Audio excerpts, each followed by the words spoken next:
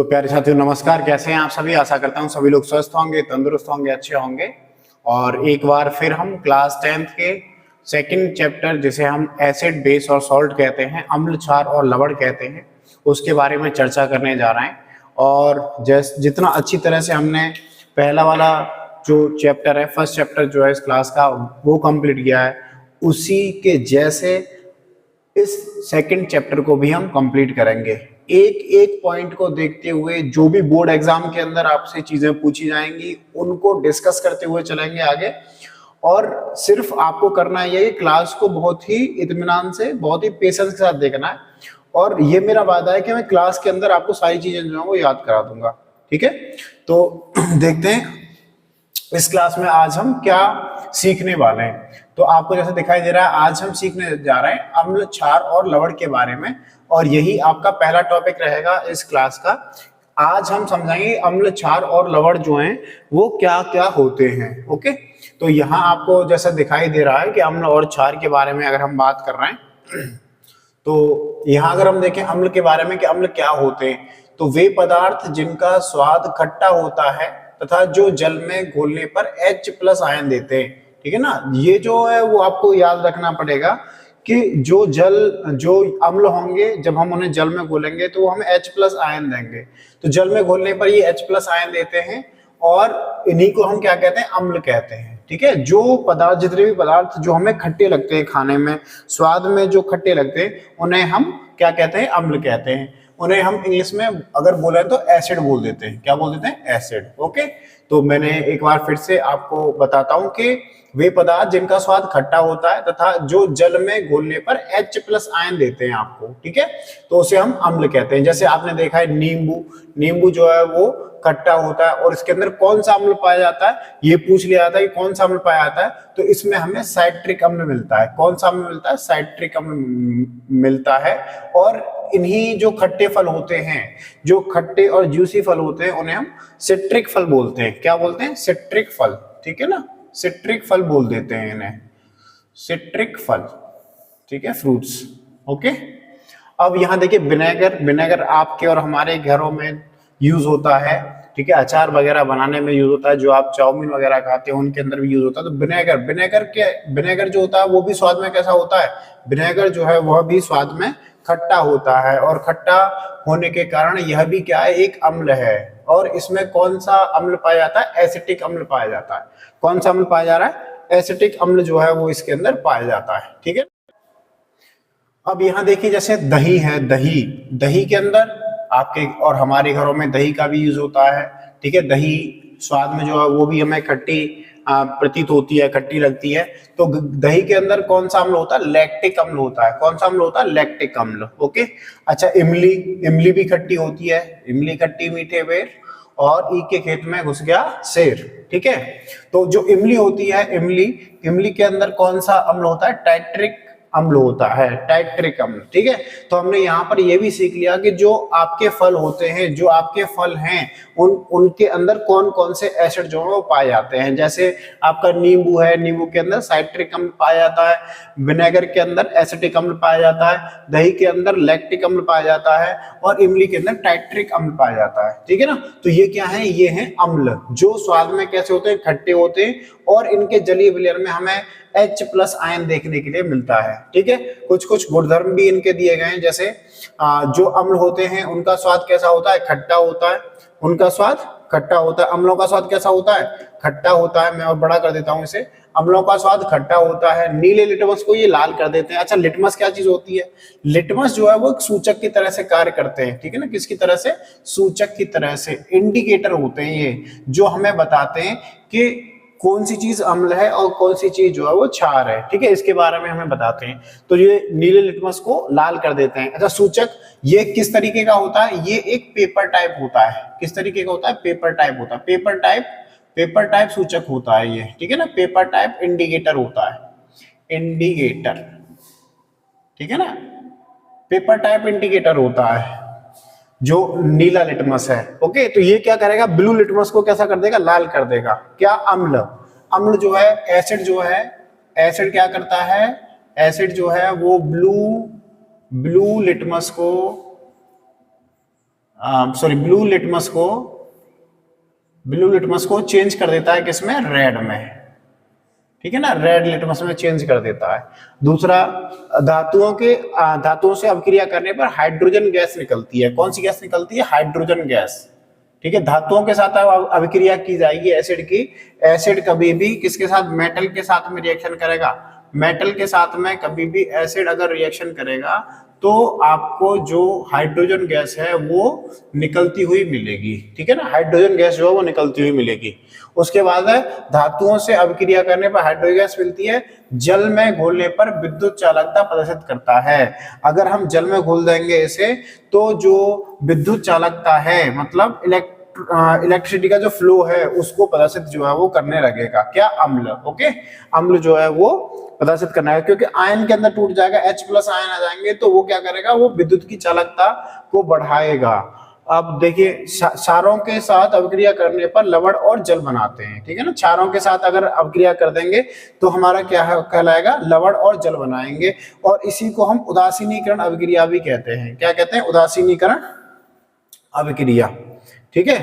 तो हम ये भी लिख सकते हैं क्या, कि जो अगर हम एसिड के साथ में अगर बेस को मिला देंगे, एसिड के साथ में अगर बेस को मिला देंगे तो ये हमारा बनाएगा क्या, सॉल्ट, ठीक है ना, क्या बनाएगा, सॉल्ट बनाएगा, एक तो सॉल्ट बनाएगा और क्या बनाएगा, वाटर, ठीक है, लवण और जल बनाएगा। और यही चीज यहाँ लिखी हुई है, रासायनिक सूत्र सामान्य रूप से जो लिखा हुआ है वो क्या, अम्ल के साथ में अगर क्षार मिलेगा तो हमारा बनेगा लवण और क्या बनेगा, जल बनेगा, ठीक है ना, सॉल्ट और वाटर बनेगा। और यही जो अभिक्रिया है वो आपकी क्या कहलाती है, उदासीनीकरण अभिक्रिया कहलाती है, न्यूट्रलाइजिंग उदासीनीकरण अभिक्रिया, उदासीनीकरण अभिक्रिया कहलाती है। इसी को हम न्यूट्रलाइजिंग रिएक्शन बोल देते हैं। ये हमने फर्स्ट चैप्टर के अंदर पढ़ लिया था, जितनी भी हम अभिक्रियाएं पढ़ रहे थे उनके अंदर हमने पढ़ा था कि जो हमारा अम्ल के साथ में जब क्षार को मिलाया जाता है तो वो लवण और जल बनाते हैं, सॉल्ट और वाटर बनाते हैं, और इसी को हम उदासीनीकरण अभिक्रिया कहते हैं। मींस इसी को हम कहते हैं न्यूट्रलाइजिंग रिएक्शन, ओके। अब देखिए आगे चलते हैं और अब हम बेस के बारे में देखते हैं कि बेस किसे बोलते हैं, मतलब क्षार किसे कहा जाता है, ओके। अम्ल के बारे में हमने पढ़ा, अम्ल क्या होते हैं, अम्ल खट्टे होते हैं, स्वाद में खट्टे होते हैं, जलीय विलयन में अगर हम इसे मिलाएंगे तो हमें H+ आयन देंगे। और इनके गुणधर्मों के बारे में पढ़ा, और हमने पढ़ा कि कौन से फल के अंदर कौन से हमें अम्ल मिलते हैं, ओके। तो अब हम क्षार के बारे में बात करेंगे कि क्षार क्या होते हैं, ठीक। तो अगर क्षार के बारे में बात करें तो क्षार क्या होते हैं, तो वे पदार्थ जिनका स्वाद कड़वा होता है, कैसा होता है, कड़वा, या फिर कसैला भी बोल देते हैं, कैसा होता है, कसैला स्वाद, ठीक है, कड़वा स्वाद या फिर कसैला स्वाद, ओके, होता है। जो जल में घोलने पर OH नेगेटिव आयन देते हैं, ठीक है ना, OH- आयन देंगे। अम्ल जो होते हैं, एसिड जो होते हैं वो जल में घोलने पर कैसा आयन देते हैं, H+ आयन देते हैं। और बेस जो होते हैं वो जल में घुलने पर कैसा आयन देते हैं, OH- आयन देते हैं, कैसा आयन, OH- आयन देते हैं, ठीक है, उत्पन्न करते हैं, क्षार कहलाते हैं, ओके। आप लिख सकते हो, अगर क्षार की परिभाषा अगर आपको लिख रही है कि वे पदार्थ जिनका स्वाद कड़वा होता है और जो जल में घोलने पर हमें OH- आयन देते हैं वो क्षार कहलाते हैं, ठीक है। अब देख लेते हैं क्षार कौन कौन से, जैसे आपने साबुन के बारे में देखते हैं, साबुन जो है उसे हम क्या कहते हैं, सोडियम हाइड्रोक्साइड, क्या कहते हैं, sodium hydroxide means NaOH, okay. तो सोडियम हाइड्रोक्साइड। उसके बाद है दूध ऑफ मतलब मिल्क ऑफ मैग्नीशिया बोलते हैं इसे, क्या बोलते हैं, milk of magnesia, okay, milk of magnesia, जिसे हम बोलते हैं मैग्नीशियम हाइड्रोक्साइड, क्या बोलते हैं, मैग्नीशियम हाइड्रोक्साइड, और इसी को बोलते हैं मिल्क ऑफ मैग्नीशिया, ओके। अब आगे है बेकिंग सोडा का घोल, क्या, बेकिंग सोडा का घोल, आपके और हमारे घरों में यूज होता है बेकिंग सोडा, ठीक है ना, उसका घोल जो होगा वह भी क्या होगा, एक क्षार की तरह से कार्य करेगा, और इसी को हम कह देंगे क्या, सोडियम हाइड्रोकार्बोनेट, सोडियम हाइड्रोकार्बोनेट। और आपको यहाँ दिखाई दे रहा है चूने का पानी, जिसे हम कैल्शियम हाइड्रोक्साइड कहते हैं। तो आप यहाँ देख सकते हो कि जो हाइड्रोक्साइड हैं, जितने भी क्या हैं, हाइड्रोक्साइड, हाइड्रोक्साइड का मतलब ऑक्सीजन और हाइड्रोजन, ठीक है, ऑक्सीजन और हाइड्रोजन, हाइड्रोक्साइड, ठीक है ना, हाइड्रोक्साइड, हाइड्रोक्साइड, ओके, ये जो है वो क्या है आपके, ये हैं आपके जो क्षार हैं वो। ओके ओके, उसके बाद देखिए गुणधर्म देख लेते हैं। तो गुणधर्मों में हम देखिए कड़वा स्वाद होता है और स्पर्श में चिकने होते हैं। जैसे साबुन है आपका सोडियम हाइड्रोक्साइड, वो कैसा होता है, चिकना होता है। तो ये कड़वे होते हैं और स्पर्श में कैसे प्रतीत होते हैं, हमें चिकने प्रतीत होते हैं। और क्या करते हैं, लाल लिटमस को नीला कर देते हैं। लाल को कैसा कर रहे हैं, नीला। और वहां एसिड जो थे वो क्या कर रहे थे, एसिड जो हैं वो नीले को, ब्लू को कन्वर्ट कर रहे थे रेड में, रेड में। और यहाँ बेस जो है वो क्या कर रहे हैं, बेस कन्वर्ट कर रहे हैं रेड को किसमें, ब्लू में। ठीक है ना, रेड को किसमें, ब्लू में। और लिटमस के बारे में मैंने आपको बता ही दिया। लिटमस क्या है, लिटमस एक इंडिकेटर है जो कि हमें बताता है कि अम्ल और क्षार है या फिर नहीं है, और क्या कौन सा सॉल्यूशन अम्ल है और कौन सा सॉल्यूशन जो है वो क्षार है। ठीक है ना, इसके बारे में हमें बताता है इंडिकेटर जो होता है। ओके, उसके बाद देखो अम्लों से अभिक्रिया करके लवण और जल बनाते हैं। ये मैंने आपको पिछले उसमें बताया कि अम्ल और क्षार जब आपस में क्रिया करते हैं तो लवण और जल बनाते हैं, और इसी अभिक्रिया को हम उदासीनीकरण अभिक्रिया कहते हैं। अब देखिए आगे है, जल में घोलने पर विद्युत चालकता प्रदर्शित करते हैं। बिल्कुल ठीक बात है। और यही जो गुणधर्म है वही किसका था, वही अम्ल का था, कि उन्हें भी जल में घोलने पर वह विद्युत चालकता को प्रदर्शित कर रहे थे, क्योंकि आयनों की उपस्थिति हो जाती है सॉल्यूशन के अंदर। कुछ क्षार जैसे चूने का पानी CO2 से अभिक्रिया करते हैं। जैसे जो कुछ क्षार होते हैं वो क्या करते हैं, कार्बन डाइऑक्साइड के साथ में अभिक्रिया करते हैं। अब देखिए रासायनिक सूत्र कुछ दिया हुआ है जिसमें बोला है कि अम्ल प्लस क्षार बराबर बनाते हैं लवण और जल। तो ये मैंने आपको बता ही दिया है कि इसी को हम क्या कहते हैं, उदासीनीकरण अभिक्रिया कहते हैं। और यही अगर बार बार अगर हम आ रहा है तो हमें इंपॉर्टेंट भी ये समझना है। ओके, अब देखिए रसायन हमारे जीवन का आधार है, इसे समझना है ज्ञान का उपहार है। और ये रसायन जो केमिस्ट्री होती है, जो रसायन शास्त्र है, बहुत ही इंटरेस्टिंग होता है अगर हम उसे समझें और उसे अपने फील करने की कोशिश करें, अपने चारों ओर जो होने वाले चेंजेस हैं उनको उनके साथ उसे रिलेट करें, तो आपके केमिस्ट्री जो है वो समझ में आएगी। ओके, अब देखिए यहाँ बोला है क्या, लवण क्या होते हैं, वे यौगिक जो अम्ल और क्षार की उदासीनीकरण अभिक्रिया से बनते हैं लवण कहलाते हैं। उदासीनीकरण अभिक्रिया फिर से आ गई, तो मैंने आपको बताया है उदासीनीकरण अभिक्रिया कौन सी होती है, जहां पर एसिड रिएक्ट करते हैं किसके साथ, बेस के साथ में, तो हमें क्या मिलता है, हमें मिलता है सॉल्ट, और क्या मिलता है, और मिलता है वाटर।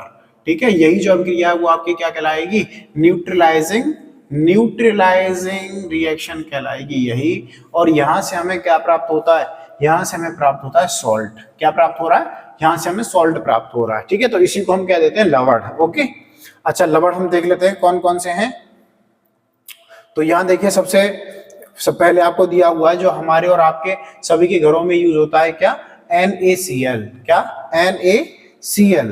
ओके ना, कौन सा लवण यूज होता है हमारे और आपके घरों में, ये है NaCl, जिसे हम बोलते हैं क्या, जिसे हम बोलते हैं सोडियम क्लोराइड, खाने का नमक, खाने का नमक। ओके, जिसे हम बोलते हैं क्या, खाने का नमक। ठीक है, सोडियम क्लोराइड है, खाने का नमक है। ओके, उसके बाद कॉपर सल्फेट, CuSO4, ये भी क्या होता है, ये भी एक सॉल्ट है। ठीक है ना, ये भी क्या है, एक लवण है। यहाँ देखिए सोडियम कार्बोनेट Na2CO3, यह भी क्या है, एक लवण है। अगर पोटेशियम नाइट्रेट की बात करें KNO3, ये भी क्या है, ये भी एक लवण है। ठीक है, तो ये कुछ लवण मैंने आपको बता दिए।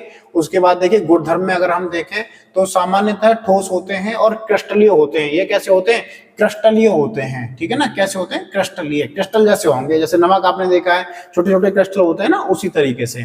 तो ये सामान्य रूप से ठोस होते हैं, कैसे होते हैं, सॉलिड होते हैं और क्रिस्टलीय होते हैं। ठीक है ना, उसके बाद जल में घुलनशील या अघुलनशील हो सकते हैं, मतलब ये सॉल्युबल भी है और इनसॉल्युबल भी है, मतलब सॉल्युबल नहीं भी हो सकते।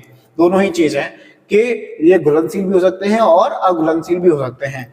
जल में घोलने पर विद्युत चालकता प्रदर्शित करते हैं। ये तीनों का जो गुणधर्म है वो सेम है, किसका, जैसे हमारा है अम्ल का, और क्षार का और लवण का, तीनों में जो ये गुणधर्म है वो सेम है कि जब इन्हें जल के अंदर घोला जाएगा तो विद्युत चालकता ये जो है प्रदर्शित करेंगे।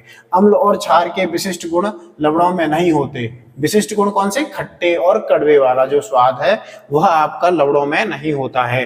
अच्छा, लवणों के विलयन का जो पीएच मान होता है वो क्या होता है? 7। अब पीएच मान के बारे में मैं बताऊंगा। पीएच मींस होता है हाइड्रोजन की सांद्रता, ठीक है ना, हाइड्रोजन की सांद्रता। एक पैमाना होता है जो कि हमें बताता है कि कौन कितना प्रबल अम्ल है और कौन कितना प्रबल जो है वो क्षार है, या फिर कौन कितना दुर्बल अम्ल है और कौन कितना दुर्बल क्षार है, ठीक है ना। 7 कम या अधिक हो सकता है। जो लवणों का विलयन है वो पीएच इसका 7 भी हो सकता है, कम या इसका अधिक भी हो सकता है, ठीक है ना।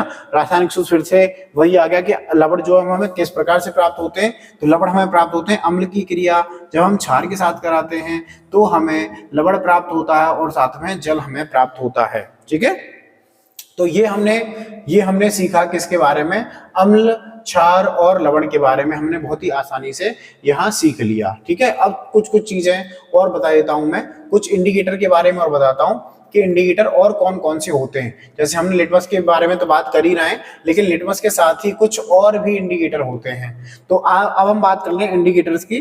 तो ये आपको लिखना है, समझना है और समझ के फिर अपने नोट्स जो है वो खुद बनाने हैं। अगर आप चाहते हैं कि आप जो हमसे नोट अगर प्राप्त करना चाहें, नोट्स अगर प्राप्त करना चाहें, तो हम पीडीएफ के माध्यम से आपको नोट्स भी प्रोवाइड करा सकते हैं। सिर्फ आपको हमारे व्हाट्सएप चैनल पे मैसेज करना है जिससे कि हम आपको नोट्स प्रोवाइड करा सकें।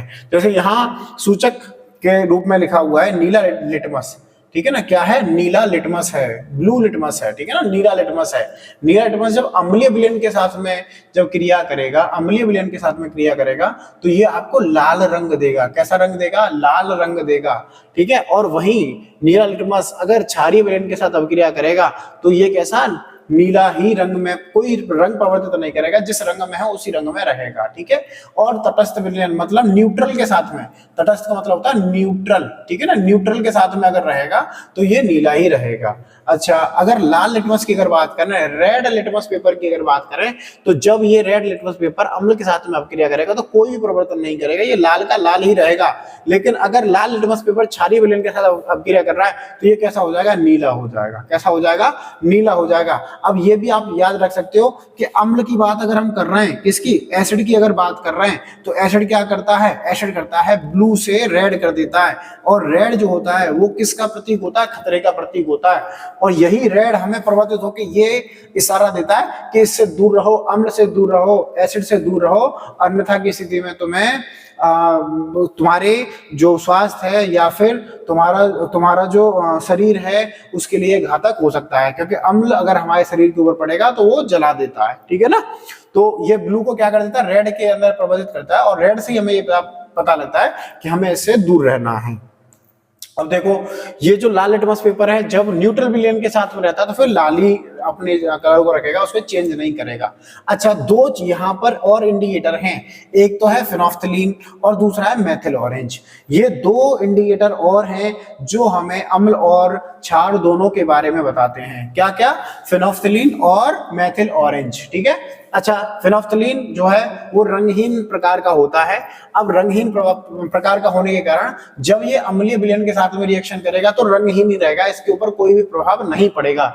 लेकिन जब ये क्षारीय विलयन के साथ में अभिक्रिया करता है तो फिर यह गुलाबी हो जाता है। कैसा हो जाता है? गुलाबी। जो फिनोफ्थलीन है जब क्षारीय विलयन के साथ अभिक्रिया करेगा तो गुलाबी हो जाएगा। मतलब अगर फिनोफ्थलीन क्षारीय किसी भी विलयन के साथ अभिक्रिया करे, गुलाबी रंग देता है, तो हम ये कह सकते हैं कि वह विलयन जो है वो क्षारीय विलयन है, ठीक है। अगर फिनोफ्थलीन अगर न्यूट्रल विलयन के साथ में रहता है तो फिर कैसा रहता है? रंगहीन ही रहता है, उसके ऊपर कोई भी चेंज नहीं पड़ते। अगर हम बात करें मेथिल ऑरेंज की, मेथिल ऑरेंज अगर किसी सॉल्यूशन के साथ में लाल रंग दे रहा है तो इसका मतलब ये है कि वह सॉल्यूशन अम्लीय है, वह सॉल्यूशन कैसा है? एसिडिक है। अगर मेथिल ऑरेंज किसी सॉल्यूशन के साथ में अभिक्रिया करके पीला रंग देता है तो इसका मतलब यह है कि वह विलयन कैसा है? क्षारीय विलयन है।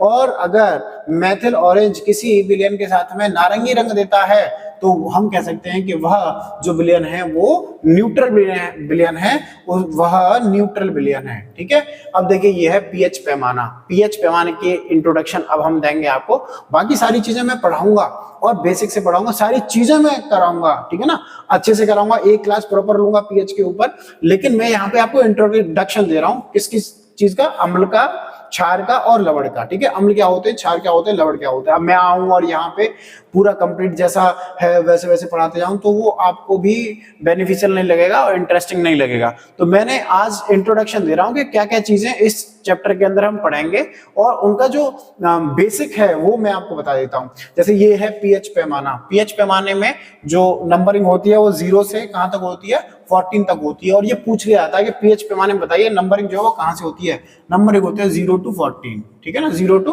14 तक नंबरिंग होती है। अब यहाँ जो 7 है वो हमें दिखाता है कि ये न्यूट्रल है। ये वैल्यू क्या है, न्यूट्रल है। 7 की जो वैल्यू है वो है न्यूट्रल वैल्यू। ओके, अच्छा 7 से अगर हम 0 की तरफ चलेंगे तो ये जो वैल्यू होगी वो कैसी होगी, अम्लीय विलयनों को दर्शाएगी। अगर किसी भी चीज का पीएच मान, किसी भी सॉल्यूशन का पीएच मान 7 से अगर कम है, ठीक है ना, 7 से अगर कम है तो सॉरी 7 से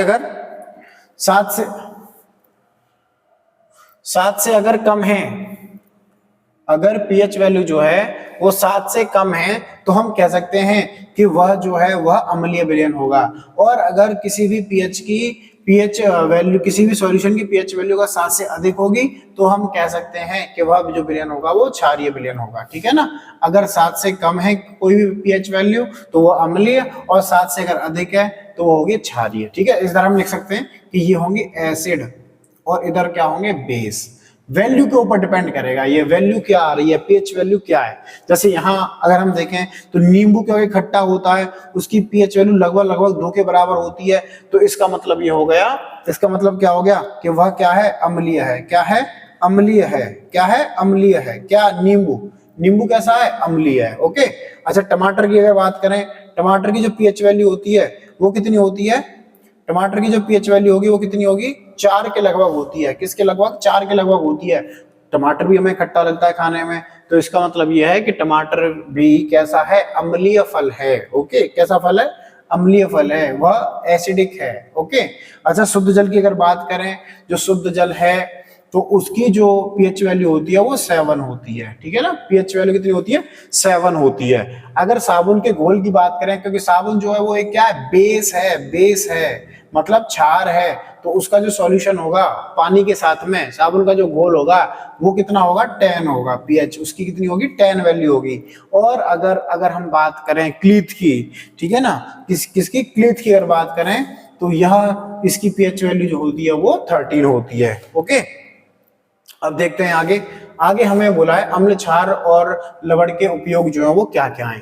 देखिए अम्ल के उपयोग जो है वो खाद्य पदार्थों में स्वाद के लिए हम यूज करते हैं, ठीक है ना, खट्टा करने के लिए हम यूज कर लेते हैं। दूसरा बैटरियों में यूज कर लेते हैं, H2SO4 के रूप में, सल्फ्यूरिक अम्ल के रूप में बैटरियों के अंदर यूज कर लेते हैं। दवाओं के निर्माण में भी यूज होता है अम्ल, और सफाई में भी यूज होता है HCl। ठीक है ना, HCl जो है वो सफाई में भी यूज होता है, मींस अम्ल को हम सफाई के अंदर भी यूज कर लेते हैं। अच्छा क्षार की अगर बात करें, साबुन और डिटर्जेंट बनाने में एंटी एसिड के रूप में भी हम इसका यूज कर लेते हैं। कागज उद्योग में और सफाई और कीट नियंत्रण में भी हम इसका उपयोग कर सकते हैं। किसका, क्षारों का। अगर लवण की बात करें तो लवण का, जैसे हम खाने के नमक की अगर बात करें तो कहाँ इसका यूज कर सकते हैं, यहाँ हम यूज कर सकते हैं भोजन के अंदर। और कहाँ, उर्वरकों में, जो भी हमारे खेत खलिहानों में जो भी खाद वगैरह पड़ता है, उर्वरक जो होते हैं उसके अंदर हम लवण का यूज करते हैं। और औषधियों में भी हम इसका यूज करते हैं। और औषधियों के साथ साथ जो आपका विभिन्न रासायनिक जो उद्योग हैं उनके अंदर भी लवण का उपयोग जो है वो कर लिया जाता है। ठीक है, तो ये बात हो गई किसकी, उपयोगों की। अम्ल, क्षार और लवण के उपयोग जो है वो कहाँ कहाँ होते हैं। ठीक, अब देखिए यहाँ उदासीनीकरण अभिक्रिया, और उदासीनीकरण अभिक्रिया के बारे में मैं पिछली कक्षा में आपके साथ चर्चा कर चुका हूं कि कौन सी अभिक्रिया उदासीनीकरण अभिक्रिया होती है, और बार बार अगर आ रही है तो इसका अर्थ यह है कि ये अवश्य ही बहुत ही इंपॉर्टेंट अभिक्रिया है और इसे हमें हमेशा याद रखना है। क्योंकि जब कोई अम्ल और क्षार आपस में क्रिया करते हैं तो लवण और जल बनाते हैं, इसी को हम उदासीनीकरण अभिक्रिया कहते हैं। यहाँ पर HCl की अगर बात करें तो HCl जो है वो एक एसिड है, HCl है एक एसिड, NaOH ये जो है वो है क्या, एक बेस, और ये आपस में मिलकर क्या बना रहे हैं, एक सॉल्ट का निर्माण कर रहे हैं जिसे हम NaCl कह रहे हैं, सोडियम क्लोराइड कह रहे हैं, जो कि खाने का नमक है, और क्या बना रहे हैं, वाटर बना रहे हैं। क्या बना रहे हैं, वाटर बना रहे हैं। तो यही जो अभिक्रिया होगी वो आपकी क्या कहलाएगी, उदासीनीकरण अभिक्रिया कहलाएगी। और उदाहरण के रूप में आप इसे याद भी कर सकते हैं। अच्छा ध्यान रखें, अम्ल और क्षार हानिकारक हो सकते हैं क्योंकि मैंने आपको बताया कि अम्ल जो है जब पड़ता है तो जला देता है, ठीक है ना। अम्ल और क्षार हानिकारक हो सकते हैं, इन्हें सावधानी से प्रयोग हमें करना चाहिए। प्रयोगशाला में सुरक्षा नियमों का हमें पालन करना चाहिए। और इसी के साथ ही जो निष्कर्ष है, जो हमारा रिजल्ट है आज की क्लास का, वो है अम्ल, क्षार और लवण हमारे दैनिक जीवन में महत्वपूर्ण भूमिका निभाते हैं। इनकी पहचान, गुणधर्म और उपयोग को समझना विज्ञान की दुनिया के में हमारे ज्ञान को और अधिक समृद्ध बनाता है। ठीक है, अम्ल, क्षार और लवण के बारे में आज की क्लास में हमने चर्चा की है, और चर्चा में हमने जो अम्ल, क्षार और लवण हैं उनके बारे में पूर्ण रूप से ज्ञान ले लिया है। उनके बारे में बेसिक नॉलेज जो है वो हमने ले ली है। क्या ले ली है कि अम्ल क्या होते हैं, क्षार क्या होते हैं, लवण क्या होते हैं, और उन्हें हम पता कैसे कर सकते हैं कि कौन अम्ल है, कौन क्षार है और कौन लवण है। और उसी के साथ में पीएच पैमाने के बारे में हमने हल्का सा इंट्रोडक्शन ले लिया, और अम्ल, क्षार और लवण के उपयोगों के बारे में बात की, और हमने पता किया कि अम्ल, क्षार और जो लवण है वो हमारे दैनिक जीवन में महत्वपूर्ण भूमिका निभाते हैं, और इनकी पहचान, गुणधर्म और उपयोग को समझना ही विज्ञान की दुनिया में हमारे ज्ञान को और अधिक समृद्ध बना सकता है। तो मैं आशा करता हूं ये क्लास जो है वो आपको बहुत ही अच्छी लगी होगी।